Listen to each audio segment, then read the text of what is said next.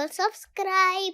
Hai, welcome back to Akses Belajar. How's it going? Masih bersama saya, Mr. Chan. Nah, berikut ini ada 5 tips bagaimana melatih anak agar dia more confident. Maka dari itu dipantengin terus ya videonya. So let's check it out. Yuk!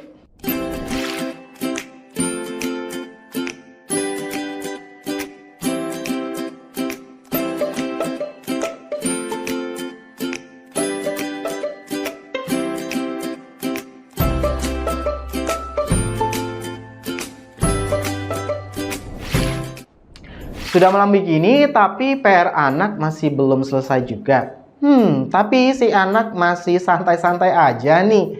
Nah, karena gregetan, akhirnya aku yang menyelesaikan sebagai orang tua. Nah, familiar nggak dengan kisah-kisah seperti yang tadi saya sebutkan? Terkadang kita tuh gemes banget melihat anak-anak yang masih kurang tingkat kesadarannya, sehingga akhirnya kita harus turun tangan membantu mereka.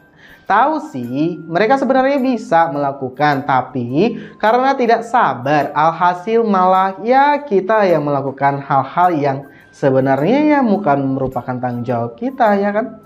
Tanggung jawab mereka sebagai anak. Yang penting tugasnya selesai kan?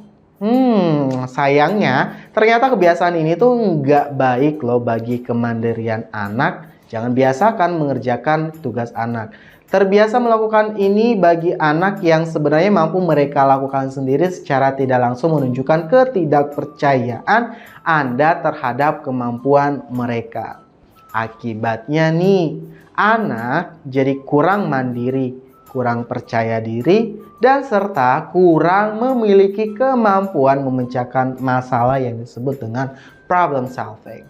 Padahal menanamkan kemandirian pada anak sejak dini itu penting banget loh.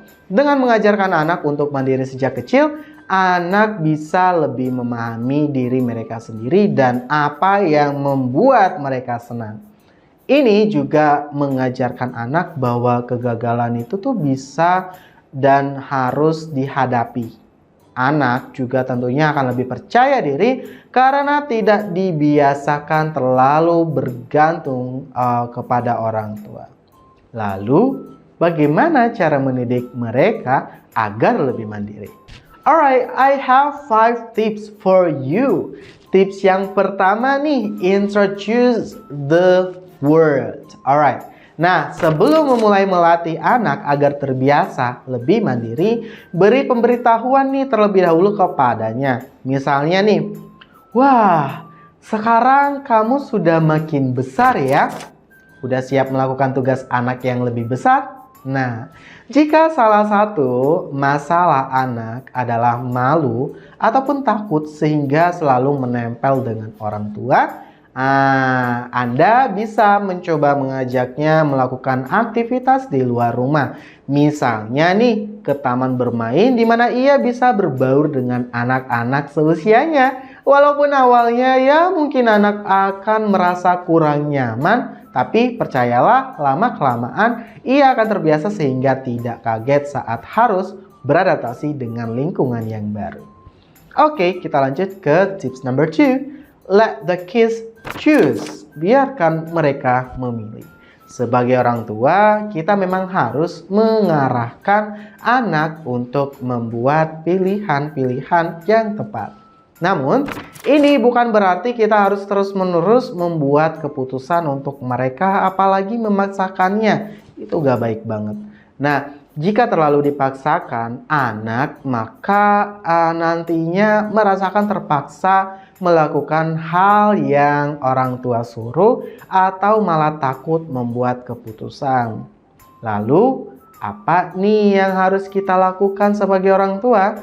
Anda bisa membantu anak membuat keputusan dengan memberi mereka nasihat dan masukan tentunya.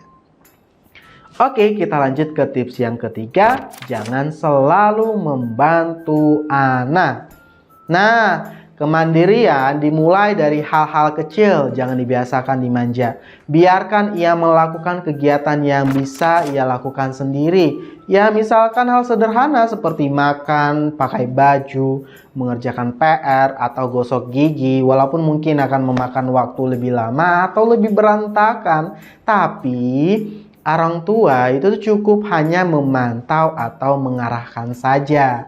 Nah, jika anak memerlukan bantuan, misalnya nih saat mengerjakan prakarya yang mengharuskan untuk menggunting dan mungkin menempel, barulah nih bantu anak sembari mengajarkan mereka untuk melakukannya. Bisa juga loh dengan membuat daftar hal-hal yang biasa ia lakukan sendiri. Ya, pastikan anak benar-benar bisa melakukan dengan berdiskusi dengan mereka tentunya.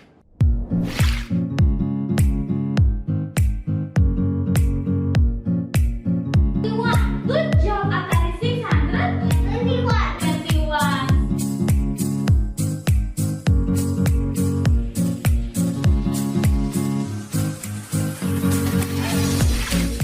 So, tips yang keempat, understand the condition.